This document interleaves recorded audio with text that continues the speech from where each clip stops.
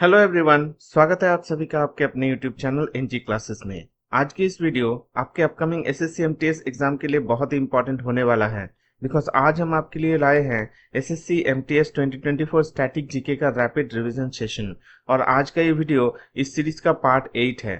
इस सीरीज का बाकी सब पार्ट्स और पीडीएफ आपको इस वीडियो के डिस्क्रिप्शन बॉक्स में मिल जाएंगे। सो वीडियो को एंड तक आपको जरूर देखना है, बिकॉज यहाँ पे डिस्कस किए गए हर एक प्रश्न एग्जाम में बार बार पूछे गए हैं और हर एक पॉइंट एग्जाम के पॉइंट ऑफ व्यू से मोस्ट इंपॉर्टेंट होने वाला है। सो जुड़े रहिएगा हमारे साथ।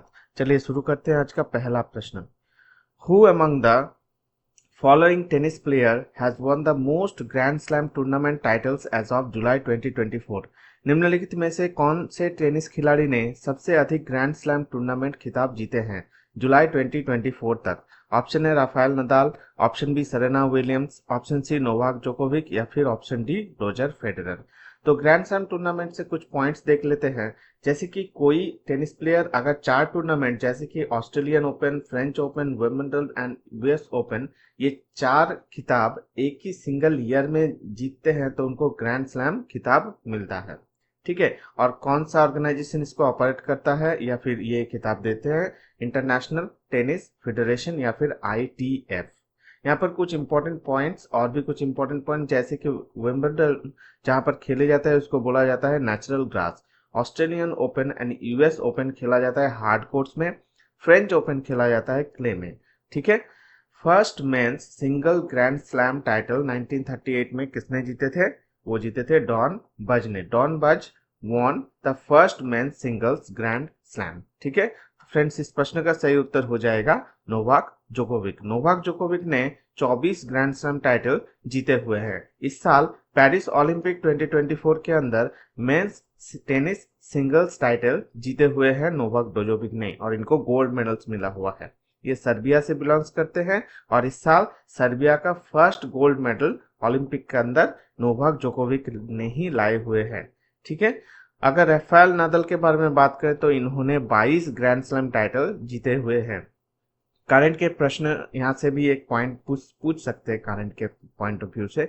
जैसे कि हाल ही में राफेल नादल ने अपना रिटायरमेंट अनाउंसमेंट कर दिए हैं। जैसे कि नवंबर में खेला जाएगा आपका डेविस कप। उस डेविस कप खेलने के बाद राफेल नादल हर तरीके का टेनिस टूर्नामेंट से अनाउंसमेंट डिक्लेयर कर देंगे। ठीक है, ये आपका करंट के पॉइंट से इंपॉर्टेंट हो सकता है। अगर सेरेना विलियम्स के बारे में बात करें तो इन्होंने 23 ग्रैंड स्लैम टाइटल जीते हुए हैं। रॉजर फेडरर ने 20 ग्रैंड स्लैम टाइटल्स जीते हुए हैं। तो इस प्रश्न का सही उत्तर हो जाएगा आपका Novak Djokovic. Next question. Book a brief history of time is written bye.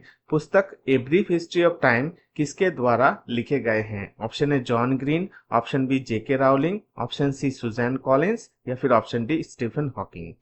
तो फ्रेंड्स, इस प्रश्न का सही उत्तर हो जाएगा आपका स्टीफन हॉकिंग। स्टीफन हॉकिंग द्वारा लिखे गए बुक का नाम है ब्रीफ हिस्ट्री ऑफ टाइम। ये किस किस टॉपिक्स के ऊपर है? Big bang and black holes के ऊपर। ये एक एस्ट्रोफिजिसिस्ट है, एस्ट्रोफिजिसिस्ट थे, इनका डेथ हो गया है। ठीक है। और भी इनका कुछ इंपॉर्टेंट बुक्स है, जैसे कि आपका the illustrated theory of everything या फिर the universe in a nutshell. ये भी कुछ मोस्ट फेमस बुक्स हैं स्टीफन हॉकिंग्स के। जॉन ग्रीन एक अमेरिकन ऑथर एंड यूट्यूबर हैं। इनका कुछ इंपॉर्टेंट बुक्स है the fault in our stars या फिर आपका लुकिंग फॉर अलास्का। ये कुछ important books John Green. J K Rowling एक मोस्ट फेमस राइटर है, ब्रिटिश ऑथर या फिर राइटर बोल सकते हैं। हैरी पॉटर के जितने भी सीरीज है इसका क्रिएटर या फिर बोल सकते हैं ऑथर है जेके राउलिंग। इनका और भी कुछ इंपॉर्टेंट बुक्स है, जैसे कि द रनिंग ग्रेप्स या फिर the casual vacancy.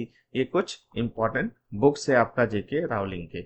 Suzanne Collins एक अमेरिकन ऑथर और टेलीविजन राइटर है। इनका कुछ इंपॉर्टेंट बुक्स है, जैसे कि द हंगर गेम्स या फिर कैचिंग फायर।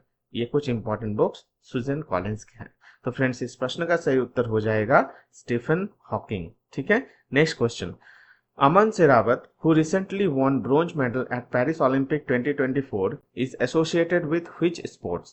हाल ही में पेरिस ओलंपिक 2024 में कांस्य पदक जीतने वाले अमन सेरावत किस खेल से जुड़े हुए हैं? ऑप्शन ए बॉक्सिंग या मुक्केबाजी, ऑप्शन बी रेसलिंग या कुश्ती, ऑप्शन सी टेबल टेनिस या फिर ऑप्शन डी बैडमिंटन।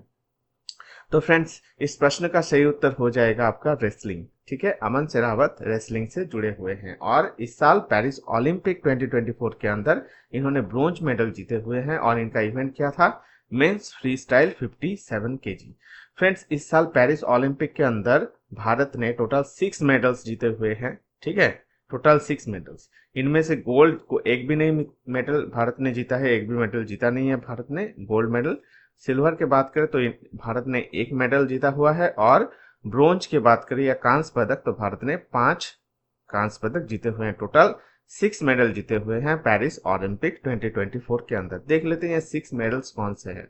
जैसे कि आपका मनु भाकर ब्रोंज मेडल्स जीते हुए हैं 10 मीटर एयर पिस्टल इवेंट में।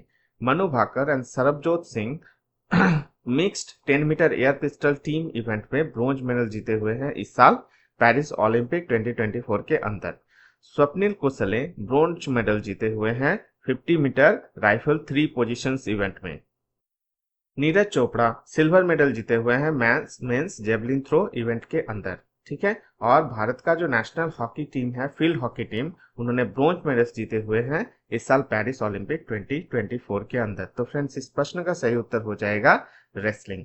Next question, which of the following pairs is incorrectly matched? निम्नलिखित में से कौन सा जोड़ा गलत सुमेलित है? ऑप्शन है तवा गुजरात, बी कोबरा छत्तीसगढ़, ऑप्शन सी नागार्जुना सागर आंध्र प्रदेश या फिर option D Farakka West Bengal. ठीक है, तो तवा डैम जो है आपका वो मध्य प्रदेश में स्थित है, गुजरात में नहीं है और वो तवा रिवर के ऊपर है। कोरबा जो आपका डिस्ट्रिक्ट है वो छत्तीसगढ़ में स्थित है और यहाँ पर एक डैम है हसदाव बंगो डैम या फिर मिनी माता डैम जो हसदाव रिवर के ऊपर है। ठीक है, कोरबा डिस्ट्रिक्ट में। नागार्जुना सागर ये जो डैम है ये आंध्र प्रदेश में स्थित है और तेलंगाना में भी स्थित है और ये कृष्णा रिवर के ऊपर है। और जो फरक्का बैरेज है ये वेस्ट बंगाल में हुगली रिवर के ऊपर स्थित है। तो यहाँ फ्रेंड्स, यहाँ पर ये प्रश्न का सही उत्तर हो जाएगा तवा। तवा जो डैम है वो मध्य प्रदेश में स्थित है, गुजरात में नहीं है। और क्वेश्चन में बोला है कि इनकरेक्टली मैच, तो option A is the correct answer. कुछ इंपॉर्टेंट डैम्स के बारे में देख लेते हैं भारत के। जैसे कि उत्तराखंड में स्थित जो तहरी डैम है वो हाईएस्ट डैम इन इंडिया है, वो भागीरथी नदी के ऊपर है। धौली गंगा डैम धौली गंगा नदी के ऊपर है। ओडिशा में स्थित हीराकुद डैम जो कि लॉन्गेस्ट डैम इन इंडिया है वो महानदी के ऊपर है। इंद्रावती डैम इंद्रावती नदी के ऊपर। मुचकुंद डैम मुचकुंद नदी के ऊपर है। तमिलनाडु में कुछ इंपॉर्टेंट डैम्स जैसे कल्लनाई डैम जो कि ओल्डेस्ट डैम इन इंडिया है वो कावेरी नदी के ऊपर है। वैगाई डैम वैगाई नदी के ऊपर है। पेरुंचनी डैम वो पेरलेयर नदी के ऊपर। मुकुम्ब डैम वो स्मॉलेस्ट डैम इन इंडिया है, भारत का सबसे छोटा डैम है, वो कावेरी नदी के ऊपर है। आंध्र प्रदेश में कुछ इंपॉर्टेंट डैम्स जैसे कि सोमासिला डैम जो पेन्नार नदी के ऊपर है। नागार्जुना सागर डैम ये कृष्णा रिवर के ऊपर है। श्रीशैलम डैम जो कि second largest hydro power project in India है। कौन सा? श्रीशैलम डैम, वो भी कृष्णा रिवर के ऊपर है। गुजरात में कुछ इंपॉर्टेंट डैम्स जैसे उकाई डैम जो ताप्ती नदी के ऊपर है। दंतीवाड़ा डैम बनस नदी के ऊपर। सरदार सरोवर डैम जो कि largest dam of Narmada valley project. कौन सा? सरदार सरोवर डैम, वो नर्मदा नदी के ऊपर है।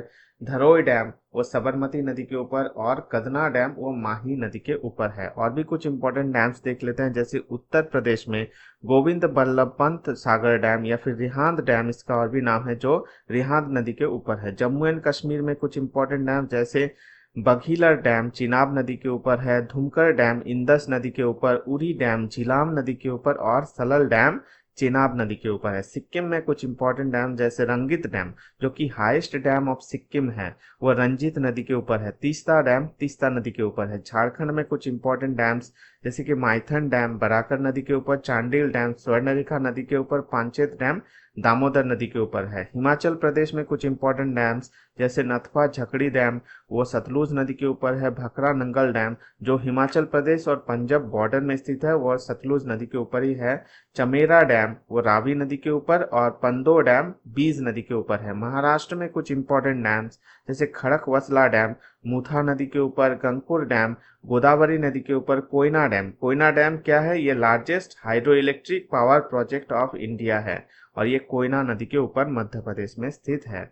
महाराष्ट्र का कुछ इंपॉर्टेंट डैम्स जैसे मुला डैम मुला नदी के ऊपर। उजनी डैम भीमा नदी के ऊपर। विल्सन डैम प्रवरा नदी के ऊपर। यलदरी डैम पूर्णा नदी के ऊपर स्थित है। तेलंगाना का कुछ इंपॉर्टेंट डैम्स जैसे राधानगरी डैम वो भोगावड़ी नदी के ऊपर है। निजाम सागर डैम मंजीरा नदी के ऊपर। सिंगूर डैम वो भी मंजीरा नदी के ऊपर स्थित है। केरला का कुछ इंपॉर्टेंट डैम्स जैसे मलमपुजा डैम वो मलमपुजा नदी के ऊपर। इदुक्की डैम, मुलापेरियार डैम ये दोनों ही पेरियार नदी के ऊपर है। नेय्यार डैम नेय्यार नदी के ऊपर। परम्बिकुलम डैम परम्बिकुलम नदी के ऊपर है। मध्य प्रदेश का कुछ इंपॉर्टेंट डैम्स जैसे वर्ना डैम्स वर्ना नदी के ऊपर है।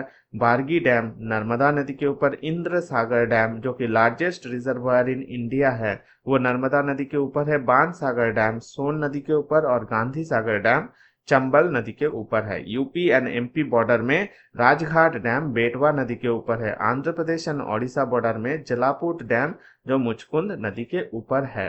कर्नाटका का कुछ इंपॉर्टेंट डैम्स जैसे कि तुंगभद्रा डैम तुंगभद्रा नदी के ऊपर है। आलामाटी डैम कृष्णा नदी के ऊपर। सुपा डैम एंड कोडासल्ली डैम वो दोनों ही काली नदी के ऊपर है। कृष्णराज सागर डैम कावेरी नदी के ऊपर। नारायणपुर डैम वो कृष्णा नदी के ऊपर है। और श्रीवना समुद्र डैम जो कि first hydro power plant in India है वो कावेरी नदी के ऊपर है। पंजाब में आपका एक ही डैम आपको यहाँ पर देखने को मिलेगा जो कि रंजीत सागर डैम, ठीक है, और ये रावी नदी के ऊपर है। और वेस्ट बंगाल में आपका मुकुटमणिपुर डैम जो कि second longest earthen dam in India है वो कंसावती एंड कुमारी नदी के ऊपर है। तो फ्रेंड्स ये कुछ इंपॉर्टेंट डैम्स है, आपको याद में रख के चलना पड़ेगा। तो चलिए यहाँ पर आपका next question, reserve bank of India या फिर RBI does not transact the business of which of the following state government. भारतीय रिजर्व बैंक निम्नलिखित में से किस राज्य सरकार का व्यवसाय नहीं करता है। ऑप्शन है Bihar, option B Jammu and Kashmir, option C Telangana या फिर ऑप्शन डी मेघालय। तो फिर आरबीआई के बारे में कुछ इंपॉर्टेंट पॉइंट्स देख लेते हैं। जैसे कि एस्टैब्लिश हुआ था 1 अप्रैल 1935 को under reserve bank of India act 1934 में। भारत में नेशनलाइज कब हुआ था आरबीआई? 1949 में। आरबीआई का फर्स्ट गवर्नर कौन थे? Sir Osborne Smith. और फर्स्ट इंडियन गवर्नर जो कि भारत का फिनेंस मिनिस्टर भी रह चुके हैं वो थे सर सीडी देशमुख। और करंट गवर्नर कौन है? शक्तिकांत दास। ये कुछ पॉइंट्स है आपका एग्जाम में पूछ सकते हैं। तो फ्रेंड्स इस प्रश्न का सही उत्तर हो जाएगा जम्मू एंड कश्मीर में, ठीक है। जम्मू एंड कश्मीर का अपना सेंट्रल बैंक होता है जिसका नाम है जम्मू एंड कश्मीर बैंक, जो अपना खुद का बिजनेस स्टेट गवर्नमेंट का बिजनेस खुद से ही देखता है और ये इंडिपेंडेंटली काम करता है आरबीआई से इंडिपेंडेंटली काम करता है। तो इस प्रश्न का सही उत्तर हो जाएगा Jammu and Kashmir. Next question, who will be awarded the 33rd व्यास सम्मान। 33वें व्यास सम्मान से किसे सम्मानित किया जाएगा? ठीक है, ऑप्शन है ममता कालिया, ऑप्शन बी अमिताभ घोष, या फिर ऑप्शन सी पुष्प भारती, या फिर ऑप्शन डी के शिवा रेड्डी। ठीक है, तो व्यास सम्मान किसको दिए जाते हैं? ये एक साहित्य सम्मान है जो हिंदी में आउटस्टैंडिंग वर्क्स के लिए दिए जाता है हर साल। कौन देता है? के बिरला फाउंडेशन। और इसमें कैश प्राइस होता है 4 लाख का। तो फ्रेंड्स इस प्रश्न का सही उत्तर हो जाएगा पुष्प भारती जी। पुष्प भारती जी को 33rd व्यास सम्मान 2023 में मिला हुआ था और मिला हुआ है। किस नोवेल के लिए? यादें और यादें नोवेल के लिए 2016 में इन्होंने इसको पब्लिश किया था। ममता कालिया को व्यास सम्मान 2017 में मिला हुआ है और इनका नोवेल है दुखम सुखम। ठीक है, इनके लिए इनको व्यास सम्मान 2017, इस नोवेल के लिए इनको व्यास सम्मान 2017 में मिला हुआ है। अमिताभ घोष जिनको ज्ञानपीठ अवार्ड 2018 में 54th ज्ञानपीठ अवार्ड इनको मिला हुआ है। इनको 1990 में साहित्य अकादमी अवार्ड और 2007 में पद्मश्री सम्मान मिला हुआ है अमिताभ घोष जी को। और के शिवा रेड्डी को 1990 में साहित्य अकादमी अवार्ड और 2018 में सरस्वती सम्मान मिला हुआ है। ठीक है, व्यास सम्मान से कुछ इंपॉर्टेंट पॉइंट्स यहाँ पर आप फर्स्ट एंड थर्ड ये 3 पॉइंट से आप याद रखेंगे। जैसे कि फर्स्ट व्यास सम्मान किसको मिला हुआ था? 1991 में राम विलास शर्मा जी को फर्स्ट व्यास सम्मान मिला हुआ था। इनका जो एसे है एक, इसका नाम है भारत के प्राचीन भाषा परिवार और हिंदी। इनके लिए रामविलास पासवान शर्मा को फर्स्ट व्यास सम्मान मिला हुआ है। और 32nd जो व्यास सम्मान इनको मिला हुआ है डॉक्टर ज्ञान चतुर्वेदी जी को 2022 में। इनका एक नॉवल है पागल खाना के लिए। ठीक है, और 33rd व्यास सम्मान 2023 में पुष्प भारती जी को मिला हुआ है और इनका नॉवल यादें और यादें के लिए। ठीक है, तो फ्रेंड्स इस प्रश्न का सही उत्तर हो जाएगा option C Pushp Bharti. Next, which of the following writs provides a remedy for a person who has been unlawfully held in prison. निम्नलिखित में से कौन सा रेट उस व्यक्ति के लिए उपाय प्रदान करता है जिनको गैर कानूनी तरीके से जेल में रखा गया है। Option A certiorari, option B habeas corpus या फिर बंदी प्रत्यक्षीकरण, ऑप्शन सी मैंडमस या फिर ऑप्शन डी प्रोहिबिशन। ठीक है, तो फ्रेंड्स रिट्स क्या होता है? रिट्स एक कानूनी आदेश है जो भारतीय नागरिकों के मौलिक अधिकारों को लागू करने के लिए सर्वोच्च न्यायालय या फिर उच्च न्यायालय द्वारा जारी किए जाते हैं। इसको हम रिट्स बोलते हैं। ठीक है, ये कॉन्स्टिट्यूशन का एक पार्ट है और ये आपका और एक भी मतलब भारतीय कॉन्स्टिट्यूशन द्वारा 5 रिट्स जारी किए जाते हैं।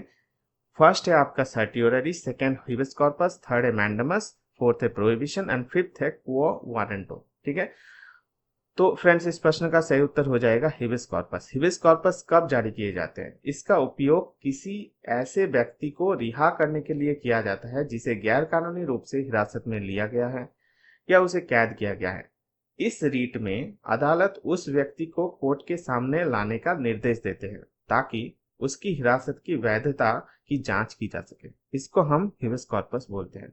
सर्टियोरेरी किसको बोलते हैं? ये एक कानूनी प्रक्रिया है जो उच्च न्यायालय या फिर सर्वोच्च न्यायालय की को निचली अदालत या सरकारी एजेंसी के फैसले की न्यायिक समीक्षा करने की अनुमति देता है। इसको हम सर्टियोरेरी बोलते हैं। मैंडमस किसे बोलते हैं? सर्वोच्च या उच्च न्यायालय द्वारा तब मैंडमस जारी किया जाता है जब किसी सरकार, न्यायालय, निगम या फिर किसी सार्वजनिक प्राधिकरण को कोई सार्वजनिक कर्तव्य करना होता है लेकिन वो ऐसा करने में विफल रहता है, तब मैंडमस जारी किया जाता है। और जब उच्च न्यायालय द्वारा निचली अदालत के को ये निर्देश जारी किया जाता है कि वो ऐसे मामले पर आगे ना बढ़े जो उसके अधिकार क्षेत्र से नहीं आता है, अधिकार क्षेत्र में नहीं आता है, इसको प्रोहिबिशन बोला जाता है। और वो वारंटो किसको बोला जाता है? किसी सार्वजनिक या कॉरपोरेट कार्यालय में किसी व्यक्ति के दावे की वैधता की जांच करने के लिए सर्वोच्च न्यायालय या फिर उच्च न्यायालय द्वारा वो वारंटो जारी किए जाते हैं। तो इस प्रश्न का सही उत्तर हो जाएगा आपका हिबिस कॉर्पस, याद में रखिएगा। Next question, which of the following pairs is incorrectly matched? निम्नलिखित में से कौन सा जोड़ा गलत सुमेलित है? ऑप्शन है कोलोसियम इटली में स्थित है, चिचेन इट्जा ब्राजील में स्थित है, पेड्रा जॉर्डन में, या फिर माचू पिचू पेरू में स्थित है। ठीक है, तो फ्रेंड्स इस प्रश्न का सही उत्तर जानने से पहले कुछ देख लेते हैं। जैसे आपका कॉलोसियम क्या है? ये एक एम्पी थिएटर है। एम्पी थिएटर मतलब जिस ओपन थिएटर, एक थिएटर मतलब एक जगह जहां पर प्रोग्राम हो सकता है, कोई इवेंट हो सकता है, कोई कल्चरल ऑर्गन फंक्शन हो सकता है, पर उसका जो अपर पोर्शन है, जो सीलिंग पोर्शन, वो ओपन रहता है। ठीक है, इसको एम्पी थिएटर बोला जाता है और ये रोम में स्थित है, इटाली में। तो कोलोसियम इटाली ये ठीक है आपका। बट क्वेश्चन में बोला गया है इनकरेक्टली मैच। जो चिचेन इट्जा है नेक्स्ट, ये एक प्री कोलंबियन सिटी था जो माया पीपल ने बिल्ड किया था और ये मेक्सिको में स्थित है। ठीक है, ये ब्राजील में स्थित नहीं है, ये मेक्सिको में स्थित है। ठीक है, ये है आपका चिचेन इट्जा, ये है कोलोसियम।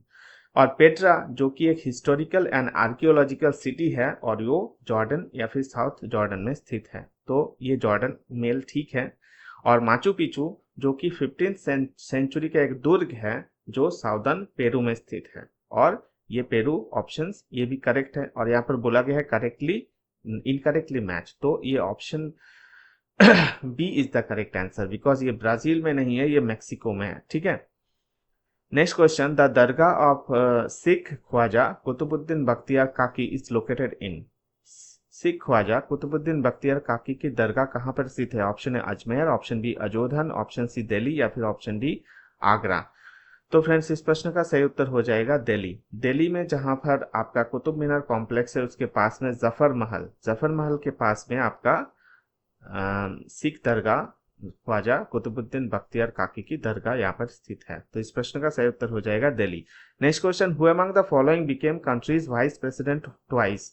निम्नलिखित में से कौन 2 बार देश का उपराष्ट्रपति बना है? Option A Bhairon Singh Shekhawat, option B Mohammad Hidayatullah, option C Sarvepalli Radhakrishnan या फिर ऑप्शन डी KR नारायणन। तो इस प्रश्न का सही उत्तर हो जाएगा आपका सर्वपल्ली राधाकृष्णन जी। 1952 से 1957 और 1957 से 1962 टोटल 10 इयर्स इन्होंने भारत में 2 बार वाइस प्रेसिडेंट बने थे, ठीक है। और first vice president of India भी थे आपका सर्वपल्ली राधाकृष्णन जी। और एक यहाँ पर और एक पर्सन जो 2 बार वाइस प्रेसिडेंट बने हुए थे वो थे आपका मोहम्मद हमीद अंसारी। आफ्टर श्री सर्वपल्ली राधाकृष्णन जी, मोहम्मद हमीद अंसारी जी भी 2 बार भारत का उपराष्ट्रपति बने हुए हैं, 2007 से 2012 के बीच में और 2012 से 2017 के बीच में। Current vice president of India कौन है? वो हो जाएंगे जगदीप धनखड़। तो इस प्रश्न का सही उत्तर हो जाएगा आपका सर्वपल्ली राधाकृष्णन जी। भैरव सिंह शेखावत वो भारत के 11th वाइस प्रेसिडेंट थे या 11th उपराष्ट्रपति थे 2002 से 2007 के बीच में। मोहम्मद हिदायतुल्लाह भारत के 6th वाइस प्रेसिडेंट थे 1979 से 1984 के बीच में। और K R Narayanan ji 9th vice president of India या फिर 9th उपराष्ट्रपति थे भारत के आर नारायणन जी। और अगर आपको क्वेश्चन में पूछता है कि first Dalit vice president of India कौन है, first Dalit vice president of India, वो भी हो जाएंगे K R Narayanan ji. Most important point यहाँ पे एग्जाम में पूछ सकता है कि हु इज द फर्स्ट और who was the first Dalit vice president of India, वो कौन हो जाएंगे? के आर नारायणन जी। तो इस प्रश्न का सही उत्तर हो जाएगा आपका option C. Next, Kishtwar national park is located in. Kishtwar national park या फिर खिस्तवाड़ राष्ट्रीय उद्यान कहाँ पर स्थित है? Option A Jharkhand, option B Jammu and Kashmir, option C Himachal Pradesh या फिर ऑप्शन डी उत्तराखंड। तो इस प्रश्न का सही उत्तर हो जाएगा जम्मू एंड कश्मीर। जम्मू एंड कश्मीर में और भी कुछ नेशनल पार्क है जैसे सलीम अली नेशनल पार्क या फिर दचिगम नेशनल पार्क। झारखंड में आपका बेतला नेशनल पार्क, हिमाचल प्रदेश में great Himalayan national park, Inder Kila national park, Kheer Ganga national park, Pin valley national park, Simbalwara national park. Uttarakhand में Jim Corbett national park, Gangotri national park, Govind national park, Nanda Devi national park, Rajaji national park और valley of flowers national park. ये कुछ important national parks है, exam में पूछ सकते हैं, याद में रख के चलिएगा। और भी कुछ नेशनल पार्क्स देख लेते हैं जैसे कि oldest national park in India कौन सा है? वो हो जाएगा जिम कॉर्बेट नेशनल पार्क जो उत्तराखंड में स्थित है। Largest national park in India कौन सा है? हेमिस नेशनल पार्क जो कि लद्दाख में स्थित है। Smallest national park in India कौन सा है? South button island national park जो अंडमान और निकोबार आइलैंड में स्थित है। और न्यूएस्ट नेशनल पार्क जो हाल ही में बना नेशनल पार्क 2021 में बना हुआ है, ये दोनों ही नेशनल पार्क जो कि दिहिंग पटकाई नेशनल पार्क और रायमोना नेशनल पार्क वो आसाम में स्थित है। ठीक है, तो फ्रेंड्स इस प्रश्न का सही उत्तर हो जाएगा Jammu and Kashmir. Next question, who was the president of Congress during Belgaum summit of Congress in 1924? 1924 में कांग्रेस की बेलगाम समिट या बेलगाम शिखर सम्मेलन के दौरान कांग्रेस की अध्यक्ष कौन थे?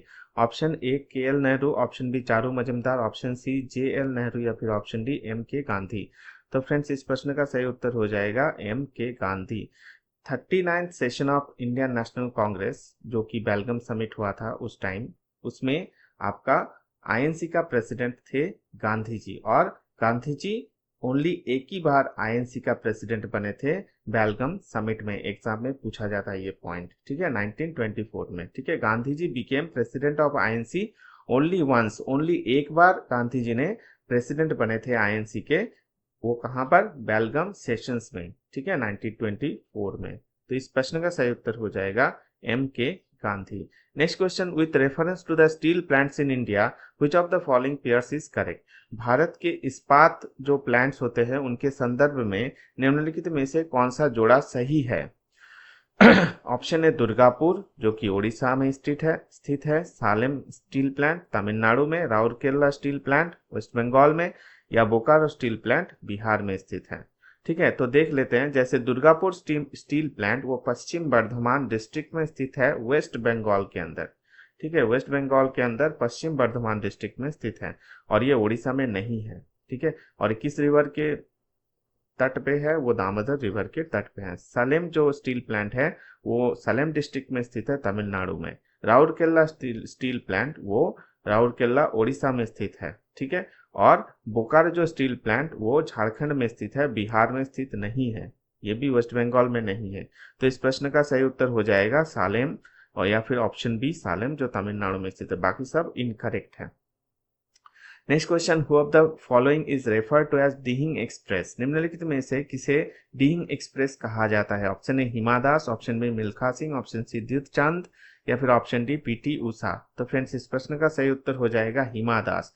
हिमा दास जो असम का डिहिंग जगह से बिलोंग्स करते हैं और ये है आपका first ever sports ambassador of Assam. Assam का सबसे पहला स्पोर्ट्स एम्बेसडर कौन हो जाएगा?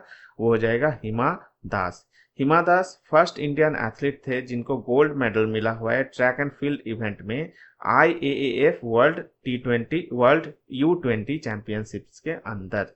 अगर मिल्खा सिंह के बारे में बात करें तो इनको फ्लाइंग सिख कहा जाता है। इनको 1959 में पद्मश्री उपाधि मिला हुआ है और ये केवल एकमात्र एथलीट थे जिनको गोल्ड मेडल मिला हुआ है 400 मीटर रेस इवेंट में, both Asian games and Commonwealth games में। ठीक है, एशियन गेम्स और कॉमनवेल्थ गेम्स ये दोनों गेम्स में इनको ये ओनली एथलीट थे जिनको गोल्ड मेडल्स मिला हुआ है 400 मीटर रेस इवेंट में। पीटी उषा जो कि भारत का जो ओलंपिक एसोसिएशन है, इंडियन ओलंपिक एसोसिएशन, उनका प्रेसिडेंट है। इनका कुछ नाम है जैसे कि queen of Indian track and field कौन हो जाएंगे? PT Usha. Golden girl of Indian athlete वो भी हो जाएंगे पीटी उषा। और पायोली एक्सप्रेस किसको बोला जाता है? वो भी पीटी उषा जी को बोला जाता है। तो फ्रेंड्स इस प्रश्न का सही उत्तर हो जाएगा Hima Das. Next question, which of the following is not related to fundamental rights? निम्नलिखित में से कौन मौलिक अधिकार से संबंधित नहीं है? Option A right to form association, association बनाने का अधिकार। Option B right to education या फिर शिक्षा का अधिकार। Option C right to life या फिर जीवन का अधिकार या फिर option D right to property या फिर संपत्ति का अधिकार। तो इस प्रश्न का सही उत्तर हो जाएगा राइट टू प्रॉपर्टी या फिर संपत्ति का अधिकार। 1978 में इंडियन कॉन्स्टिट्यूशन में 44th अमेंडमेंट एक्ट हुआ था। उस एक्ट के दौरान आर्टिकल 31 को फंडामेंटल राइट्स के लिस्ट से रिमूव कर दिया गया और उस आर्टिकल के दौरान आपका जो राइट टू प्रॉपर्टी को लीगल राइट बना दिया गया। किस आर्टिकल के अंदर? आर्टिकल 300A के अंदर। आर्टिकल 300A के अंदर राइट टू प्रॉपर्टी को लीगल राइट बना दिया गया। ठीक है, तो 44th अमेंडमेंट एक्ट जो हुआ था 1978 में, उस एक्ट के दौरान और उस एक्ट के कारण फंडामेंटल राइट्स के लिस्ट से आपका आर्टिकल 31 को हटा दिया गया और आर्टिकल 31 में जो राइट टू प्रॉपर्टी के बारे में बोला गया है उसको लीगल राइट बना दिया गया अंडर आर्टिकल 300A। राइट, याद में रखिएगा। तो इस प्रश्न का सही उत्तर हो जाएगा राइट टू प्रॉपर्टी। तो 6 फंडामेंटल राइट्स कौन से ये भी एक बार देख लेते हैं। जैसे आर्टिकल 12 से 35 के बीच में फंडामेंटल राइट्स को बोला गया है। जैसे कि फर्स्ट फंडामेंटल राइट है वो राइट टू इक्वालिटी है, वो आर्टिकल 14 to 18 के बीच में बोला गया है। सेकेंड राइट वो है राइट टू फ्रीडम, वो आर्टिकल 19 से 22 के बीच में बोला गया है। थर्ड राइट है राइट अगेंस्ट एक्सप्लॉयटेशन, वो आर्टिकल 23 और 23-24 में बोला गया है। Right to freedom of religion जो आर्टिकल 25 से 28 में बोला गया है। Cultural and educational rights article 29 से 30 के बीच में बोला गया है। And right to constitutional remedies वो आर्टिकल 32 में बोला गया है। तो इस प्रश्न का सही उत्तर हो जाएगा राइट टू प्रॉपर्टी। नेक्स्ट, गिर national park is situated in? गिर राष्ट्रीय उद्यान कहाँ पर स्थित है? ऑप्शन ए वेस्ट बंगाल या फिर Paschim Bengal, option B Gujarat, option C Rajasthan या फिर ऑप्शन डी असम। तो इस प्रश्न का सही उत्तर हो जाएगा गुजरात। गुजरात के जूनागढ़ डिस्ट्रिक्ट में आपका गिर नेशनल पार्क स्थित है। गुजरात का कुछ इंपॉर्टेंट और नेशनल पार्क है जैसे Hansda national park, blackbuck national park, marine national park. West Bengal में कुछ इंपॉर्टेंट नेशनल पार्क है Buxa national park, Gorumara national park, Jaldapara national park, Neora valley national park, Singalila national park, Sundarban national park. Rajasthan का कुछ इंपॉर्टेंट नेशनल पार्क जैसे desert national park, Keoladeo Ghana national park, Mukundra hills national park, Ranthambore national park और Sariska national park.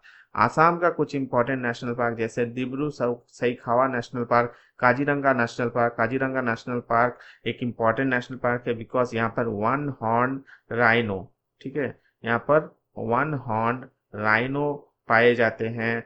Total world का 3 भाग में से 2 भाग 1 हॉर्न राइनो आपका काजीरंगा नेशनल पार्क में ही पाए जाते हैं। Manas national park, Nameri national park, Orang national park, Raimona national park, Dihing Patkai national park, ये सभी नेशनल पार्क आसाम में स्थित है। तो फ्रेंड्स इस प्रश्न का सही उत्तर हो जाएगा गुजरात। गिर नेशनल पार्क गुजरात में स्थित है।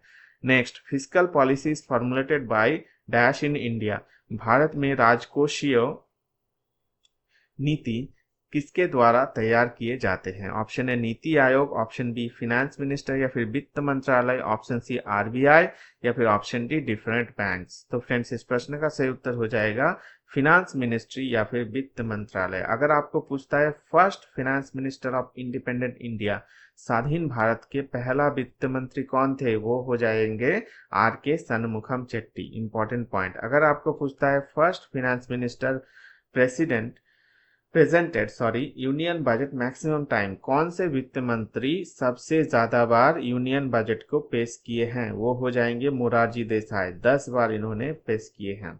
अगर आपको पूछता है finance minister who was the first Indian governor of RBI, कौन से फिनेंस मिनिस्टर, कौन से वित्त मंत्री जो आरबीआई का पहला भारतीय गवर्नर थे, वो हो जाएंगे सीडी देशमुख। और भारत का करंट फिनेंस मिनिस्टर या फिर करंट वित्त मंत्री कौन है, वो है निर्मला सीतारमन। ठीक है, तो इस प्रश्न का सही उत्तर हो जाएगा फिनेंस मिनिस्ट्री। नीति आयोग के बारे में कुछ पॉइंट्स देख लेते हैं। नीति आयोग का फुल फॉर्म है national institution for transforming India. कब स्टैब्लिश हुआ था? 1 जनवरी 2015 को। हेडक्वार्टर है न्यू दिल्ली में। चेयरमैन कौन है? Prime minister. सीईओ कौन है? बीवीआर सुब्रमण्यम जी। यहाँ पर चलिए आपके लिए एक क्वेश्चन है कि चेयरमैन है आपका नीति आयोग का प्राइम मिनिस्टर, तो वाइस चेयरमैन कौन है? ठीक है, इसका नाम आप कमेंट बॉक्स में लिखिए। और भी आप एक क्वेश्चन का आंसर दें कि वाइस चेयरमैन का अपॉइंटमेंट कौन करते हैं, वाइस चेयरमैन को अपॉइंट कौन करते हैं। ठीक है, वाइस चेयरमैन का नाम कौन है और वाइस चेयरमैन को अपॉइंट कौन करते हैं, इस प्रश्न का उत्तर आप कमेंट बॉक्स में लिखिए। अगर आरबीआई से कुछ पॉइंट्स देखें तो ये एस्टैब्लिश हुआ था 1934 को। Reserve bank of India act के द्वारा 1934 में ये एक्ट लागू हुआ था। 1949 में आपका आरबीआई नेशनलाइज हुआ था। फर्स्ट गवर्नर कौन है? Sir Osborne Smith. फर्स्ट भारतीय गवर्नर कौन है? Sir CD Deshmukh ji. और करंट गवर्नर कौन है? वो हो जाएंगे Shaktikanta Das. Next question, who among the following is not associated to the Mughal empire? निम्नलिखित में से कौन मुगल साम्राज्य से संबंधित नहीं है? Option A Kamran Mirza, option B Sher Shah Suri, option C Shah Alam 2 या फिर ऑप्शन डी दारा सिकॉय। तो इस प्रश्न का सही उत्तर हो जाएगा शेर शाह सूरी। ये सूरी साम्राज्य का फाउंडर थे, वो मुगल राजा नहीं थे।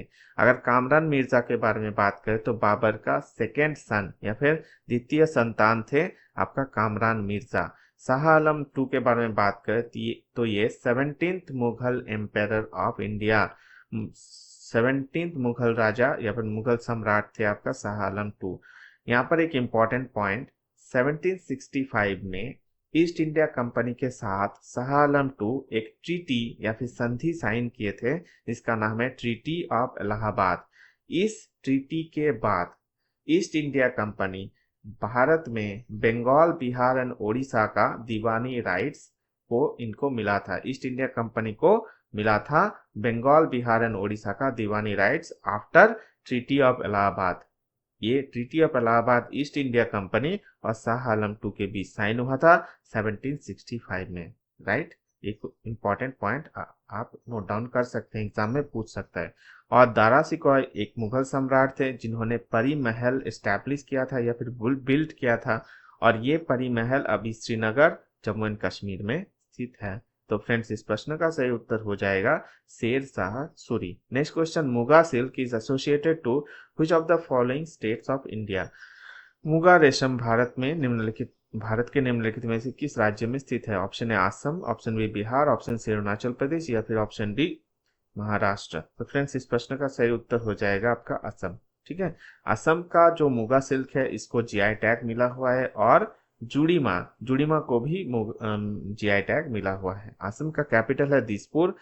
चीफ मिनिस्टर है आपका हिमंत बिस्व शर्मा और गवर्नर है लक्ष्मण आचार्य जी। बिहार का कुछ इंपॉर्टेंट जिसको आप जीआई टैग मिला हुआ है जैसे मधुबनी पेंटिंग्स, सुजीनी एम्ब्रॉयडरी, भागलपुरी जर्दालू, कतरनी राइस या फिर सलाव खाजा, इन चीजों को बिहार में जीआई टैग मिला हुआ है। बिहार का कैपिटल है पटना। सीएम है नीतीश कुमार, गवर्नर है राजेंद्र आर्लेकर। अरुणाचल प्रदेश में जैसे इदू निश्मी टेक्सटाइल या फिर खामती राइस, याक चुरपी, इन सब चीजों को जीआई टैग मिला हुआ है। कैपिटल है इसका ईटानगर, सीएम है पेमा खांडू और गवर्नर है केटी परनायक। महाराष्ट्र में जैसे नासिक ग्रेप्स, अजरा घंसल राइस, मंगलवेड़ा जोअर, नवापुर तूर दाल, लसलगांव ऑनियंस, संगली रेजिन्स, अम्बे मोहर राइस, अल्फांसो मैंगो, कोल्हापुरी चप्पल, यह इन सब चीजों को जीआई टैग मिला हुआ है। और महाराष्ट्र का कैपिटल है मुंबई, सीएम है एकनाथ शिंदे और गवर्नर है सीपी राधा कृष्णन जी। तो फ्रेंड्स इस प्रश्न का सही उत्तर हो जाएगा आसाम। आसाम में मुगा सिल्क पाए जाते हैं। Next question, Einstein was awarded the Nobel prize for. Einstein को नोबेल प्राइज पुरस्कार से सम्मानित किया गया था किसके लिए? ऑप्शन है थ्योरी ऑफ रिलेटिविटी या सापेक्षता का सिद्धांत, option B theory of photoelectric effect या फिर फोटोइलेक्ट्रिक प्रभाव का सिद्धांत, option C theory of specific विशिष्ट ऊष्मा का सिद्धांत या फिर थ्योरी ऑफ ब्राउनियन का सिद्धांत। तो फ्रेंड्स इस प्रश्न का सही उत्तर हो जाएगा theory of photo electric effect. Photo electric effect के लिए 1921 में आइंस्टाइन को नोबेल प्राइज फिजिक्स में मिला हुआ है। ठीक है। नेक्स्ट क्वेश्चन, ग्राफीन है option A isotope of boron, boron का isotope, an isotope of alloy, लोहे का एक मिश्र धातु, ऑप्शन सी, ठीक है, an alloy of iron, sorry, लोहे का एक मिश्र धातु, option C allotrope of carbon, carbon का अपर रूप, या फिर option D an alloy of tin, tin का एक मिश्र धातु। तो फ्रेंड्स इस प्रश्न का सही उत्तर हो जाएगा एलोट्रोप ऑफ कार्बन। ग्राफीन कहाँ से मिलता है? कार्बन का एक एलोट्रोप, इसका नाम है ग्राफाइट। ठीक है, ग्राफाइट का प्यूरेस्ट फॉर्म है आपका ग्राफीन, जहां पर ये जो कार्बन एटम्स है इस जगह में कार्बन एटम्स रह के आपका एक हनीकॉम्ब शेप मिलता है। ठीक है, यहाँ पर एक हनीकॉम्ब शेप क्रिएट करता है और ये एक लेयर ऑफ एटम्स है। ठीक है, जहां पर ये जो कार्बन एटम्स है ना, ये प्यूरेस्ट कार्बन एटम्स है। तो ये स्ट्रक्चर है आपका ग्राफीन का। ठीक है, और कहाँ पर ग्राफीन पाया जाता है? ये जो लेड होता है ना हमारा, जो पेंसिल्स का, ये लेड में इस जगह में जो हम लोग लिखते हैं इस जगह में आपको ग्राफीन पाए जाते हैं। तो next question, which of the following disease is caused by virus. निम्नलिखित में से कौन सा रोग वायरस का कारण होता है? Option A tetanus, option B leprosy या फिर कुष्ठ रोग, ऑप्शन सी रूबेला या फिर ऑप्शन सी मलेरिया। अगर टिटेनस तो इसका जो बैक्टीरिया है, इसका कवक, इसका नाम है क्लॉस्ट्रीडियम टिटनी। अगर लेप्रोसी की बात करें तो ये भी एक बैक्टीरिया द्वारा फैलाया जाता है और बैक्टीरिया का नाम है माइकोबैक्टीरियम लेप्री। रूबेला ये एक वायरस द्वारा फैलाया गया रोग है और ये वायरस का नाम है रूबेला वायरस। और मलेरिया ये एक पैरासाइट, ठीक है, जिसका नाम है प्लाज्मोडियम। और फीमेल एनोफिलिस मस्कीटो, एक्चुअली जो इन्फेक्टेड फीमेल एनोफिलिस मस्कीटो जिनके अंदर ये पैरासाइट पाए जाते हैं, परजीवी पाए जाते हैं, ठीक है, वो अगर किसी और एक पर्सन को ये मतलब बाइट कर देता है या ब्लड के साथ कनेक्ट हो जाता है तो मलेरिया फैलता है। तो किस पैरासाइट के द्वारा मलेरिया फैलता है? वो है प्लाज्मोडियम, याद में रखिएगा। तो फ्रेंड्स इस प्रश्न का सही उत्तर हो जाएगा रूबेला। ठीक है, रूबेला एक वायरस के द्वारा मतलब स्प्रेड किया हुआ एक डिजीज है। Next question, Kumbh Mela is not held at. Kumbh Mela कहाँ आयोजित नहीं होता है? ऑप्शन है Allahabad, option B Ujjain, option C Puri and option D Haridwar. हर 12 साल के बाद कुंभ मेला 4 जगह में ऑर्गेनाइज किए जाते हैं, इलाहाबाद में, उज्जैन में, हरिद्वार में एंड नासिक में। ठीक है, नासिक में। चलिए आपके लिए यहाँ पर प्रश्न है, इलाहाबाद में कहाँ पर कुंभ मेला आयोजित किया जाता है? उज्जैन में कहाँ पर कुंभ मेला आयोजित किया जाता है? हरिद्वार में कहाँ पर, मतलब किस नदी के किनारे? और नासिक में किस नदी के किनारे कुंभ मेला आयोजित किया जाता है? इन सभी नदियों का नाम आप कमेंट बॉक्स में लिखें। ठीक है, इलाहाबाद में, उज्जैन में, आपका हरिद्वार में और नासिक, ये 4 जगह में कुंभ मेला लगता है हर 12 साल के बाद। तो पुरी में तो नहीं लगता है। तो फ्रेंड्स इस प्रश्न का सही उत्तर हो जाएगा पुरी। ठीक है, next question, which of the following is richest in vitamin C. निम्नलिखित में से किस में विटामिन सी की मात्रा सबसे अधिक होता है? ऑप्शन है सोया मिल्क या फिर सोया दूध, ऑप्शन बी एप्पल या फिर सेब, option C amla, option D carrot या फिर गाजर।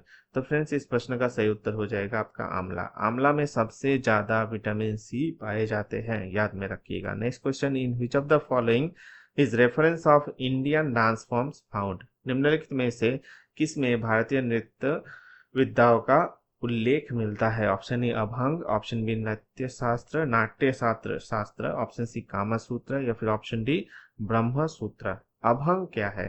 अभंग हिंदू भगवान जो विट्ठल भगवान है उनकी स्तुति को गाया जाने वाला एक प्रकार का मराठी भक्ति काव्य है। ये एक भक्ति काव्य है, ठीक है, डांस फॉर्म्स का नहीं है। नाट्य शास्त्र ये प्रदर्शन कला, मतलब जितने भी डांस फॉर्म्स होते हैं या फिर आर्ट फॉर्म्स होते हैं इनको हम प्रदर्शन कला बोलते हैं, ठीक है, पर आधारित एक संस्कृत ग्रंथ है, ठीक है। कामसूत्र क्या है? कामुकता और भावनात्मक संतुष्टि पर एक प्राचीन भारतीय हिंदू संस्कृत पाठ है। और ब्रह्म सूत्र ये भी एक संस्कृत पाठ है जो उपनिषदिक विचारों और प्रथाओं को संश्लेषित और सुसंगत बनाता है, ठीक है। उपनिषद के विभिन्न विचारों और प्रथाओं को संश्लेषित और सुसंगत बनाता है ब्रह्म सूत्र। यहाँ पर आपका एक प्रश्न है, ब्रह्म सूत्र को किसने लिखा है? उनका नाम बताएं, ठीक है। ब्रह्म सूत्र किसके द्वारा लिखे गए हैं? इनका नाम आप कमेंट बॉक्स में बताएं। तो फ्रेंड्स, इस प्रश्न का सही उत्तर हो जाएगा नाट्य शास्त्र, बिकॉज नाट्य शास्त्र डिफरेंट आर्ट फॉर्म्स या फिर कल्चरल फॉर्म्स उनके ऊपर आधारित एक संस्कृत ग्रंथ है। तो इस प्रश्न का सही उत्तर नाट्य शास्त्र होगा। So thanks for watching this video. अगर ये वीडियो आपको इन्फॉर्मेटिव लगा है तो वीडियो को लाइक करें, कमेंट करें और अपने दोस्तों के साथ ज़्यादा से ज़्यादा शेयर करें। Till then take care and bye bye.